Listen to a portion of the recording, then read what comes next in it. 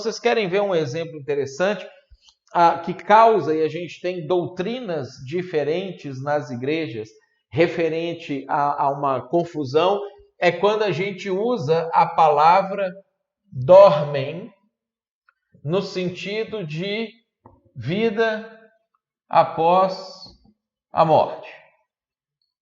Então vem aquela pergunta: o que acontece depois que a gente morre? No momento em que a gente morre, nós ficamos dormindo em um estado de sono da alma, de inconsciência, aguardando até o dia que Jesus voltar para então ressuscitar, ou nós já ficamos imediatamente conscientes em algum lugar e fazendo coisas, pensando em coisas, vivendo coisas, aguardando o dia que Jesus vai voltar para poder ressuscitar. Então, existem duas doutrinas, cada uma dizendo uma dessas coisas, por conta de tentar entender o que significa a palavra dormem na Bíblia quando se refere à morte. Então, quer ver um exemplo bacana para a gente analisar isso? Vamos primeiro lá em Tessalonicenses. Deixa eu só ver se é a primeira ou a segunda aqui. Segunda, Tessalonicenses. Desculpa, primeira Tessalonicenses. Olha só. Primeira Tessalonicenses, capítulo 4, versículo 13.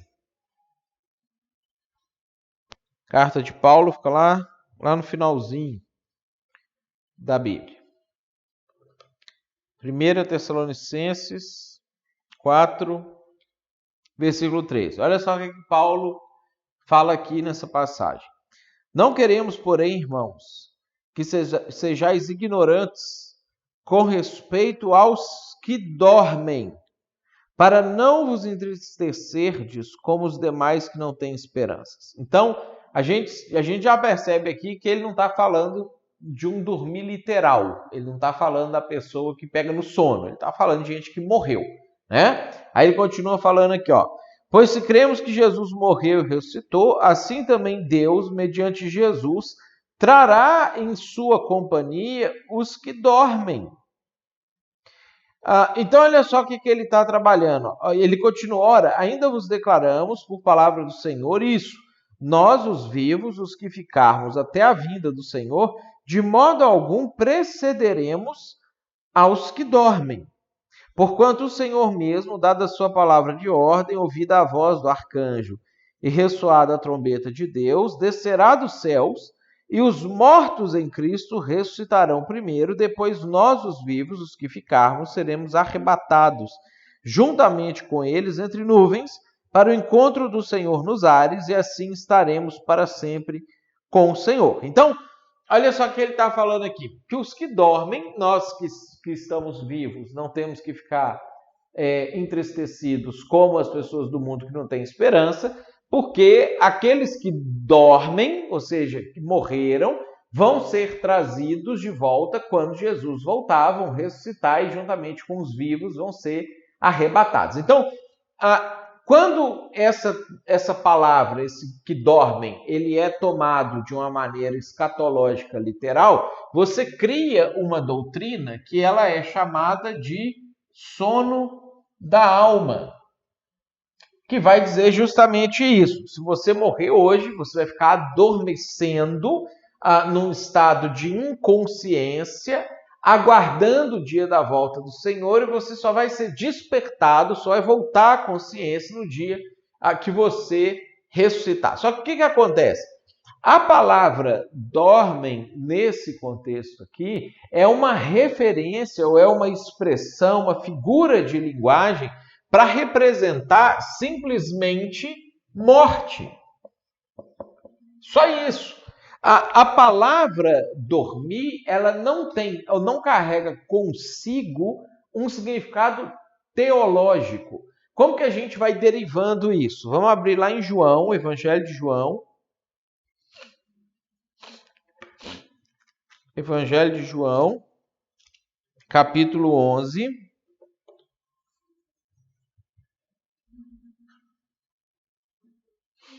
João, capítulo 11.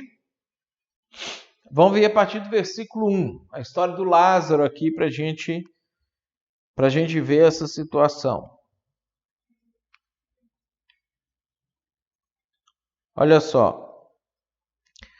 Estava enfermo Lázaro de Betânia, da aldeia de Maria e de sua irmã Marta. Essa Maria, cujo irmão Lázaro estava enfermo, era a mesma que ungiu com bálsamo o Senhor e lhe enxugou os pés com seus cabelos. Mandaram, pois, as irmãs de Lázaro dizer a Jesus: Senhor, está enfermo aquele a quem amas. Ao receber a notícia, diz Jesus: essa enfermidade não é para a morte, e sim para a glória de Deus, a fim de que o Filho de Deus seja por ele glorificado. Ora, amava Jesus a Marta e a sua irmã e a Lázaro. Quando, pois, soube que Lázaro estava doente, ainda se demorou 2 dias no lugar onde estava. Depois disse aos seus discípulos: vamos outra vez para a Judéia. Disseram os discípulos: Mestre, ainda agora os judeus procuravam apedrejar-te e voltas para lá? Respondeu Jesus: não são 12 as horas do dia? E aí Jesus ele vai falando algumas coisas. Olha o versículo 11. Isso dizia e depois lhes acrescentou: nosso amigo Lázaro adormeceu, mas vou para despertá-lo. Disseram-lhe, pois, os discípulos: Senhor, se dorme, estará salvo. Por quê? Porque na cabeça deles eles entenderam que Jesus estava falando literalmente de terem dormido, de ter dormido. Então, ele está doente, mas ele conseguiu dormir. Então, se ele dorme, ele está bem, ele está tranquilo, deve estar recuperando, a saúde dele está boa e está salvo. Né? Aí, Jesus, porém, falara com respeito à morte de Lázaro. Mas eles supunham que tivesse falado do repouso do sono. Então, Jesus lhes disse claramente: Lázaro morreu. Então, o que acontece? A palavra dormem, dormir, adormeceu na Bíblia, ela, além do seu significado literal, ela também é uma figura de linguagem para você falar que uma pessoa querida morreu. É tipo na nossa cultura hoje, assim, quando alguém chega e vai dar uma notícia da morte de um parente, da morte de um irmão, da mãe, alguma coisa, chega e fala assim: fulano já não está entre nós, né? Fulano já não conta, né? A gente tem umas expressões que são mais suaves da gente, ao invés de chegar e falar assim: fulano morreu, né? Então, na época deles, eles tinham a expressão dormir para poder significar justamente isso, para eles entenderem: morreu, mas eu quero te falar isso de uma maneira mais suave. Então, Jesus está falando do amigo pessoal dele, ele vai usar essa expressão. Paulo, lá em Tessalonicenses, ele está falando especificamente dos parentes dos membros da igreja de Tessalônica, e eles estavam lutados por causa daquilo, então ele também usa essa expressão de carinho para eles sentirem, mas em momento nenhum, nem Jesus, nem Paulo, em nenhuma passagem da Bíblia, está querendo se referir que dormem é um estado de condição da pessoa pós-morte, de que isso significa sono da alma, de que isso está fazendo com que a pessoa vá ficar inconsciente no momento depois que ela morre. Né? E aí, como é que a gente sabe como que a pessoa fica depois que ela morre? Qual que é o estado da alma após a morte? Nós precisamos ir nos textos bíblicos que falam especificamente sobre esse assunto, que se propõem especificamente a tratar da vida após a morte. Um desses textos, a gente tem vários na Bíblia, mas um desses textos está lá em Lucas, capítulo 16. Vamos ler lá. Lucas, capítulo 16.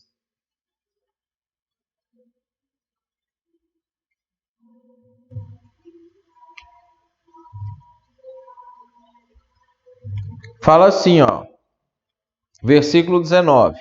Lucas 16, versículo 19. Ora, havia certo homem rico que se vestia de púrpura e de linho finíssimo e que todos os dias se regalava esplendidamente.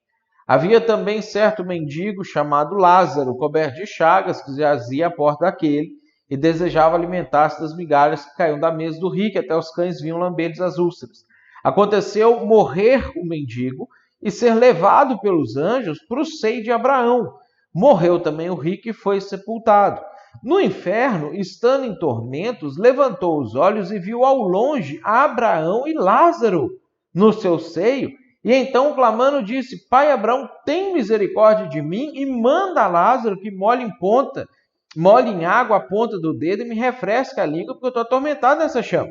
Disse, porém, Abraão: filho. E aí eles têm um diálogo, ou seja, eles estão dormindo, eles estão acordados, eles morreram, o corpo deles ficou na terra, a gente vê isso porque o Lázaro foi sepultado, né? A alma deles vai para o Hades, vai para esse local, no caso de um de tormento e outro de paraíso, e nesse lugar, um está vendo o outro, um fala com o outro, um sabe o que está acontecendo com o outro, um vê de um lado o cara sofrendo, o outro vê de um lado o cara aliviado, tranquilo, ou seja, eles não estão dormindo, eles não estão num sono da alma, num estado de consciência. Então, o que a gente precisa fazer? Para estudar e tomar cuidado, para a gente não criar uma doutrina num texto que não se propõe a ser aquela doutrina, que está falando de outro assunto, a gente tem que cuidar para saber se aquilo ali não é uma figura de linguagem.